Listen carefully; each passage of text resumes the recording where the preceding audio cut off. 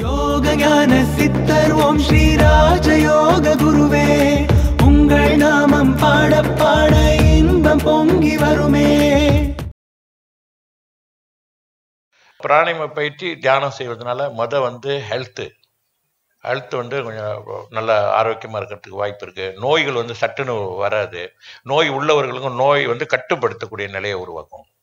அதில் நோய்கள் குணமானவர்களும் நிறைய பேர் ரொம்ப நாள் பயிற்சி பண்ணி குணப்படுத்தியவர்களும் இருக்கார்கள்.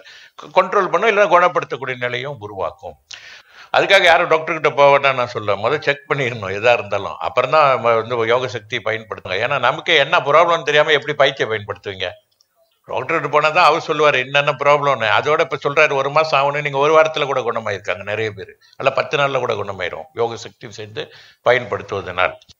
அதனால அது பார்த்துக்கணும். அதனால தியானம் செய்வதனால உடல் சம்பந்தமாக நமக்கு ஆரோக்கியம். அடுத்த நிலை வாழ்க்கையில் வெற்றிகள் கொடுக்கும். சித்திகள் வாழ்க்கையில் காரிய சித்திகளை உருவாக்கும்.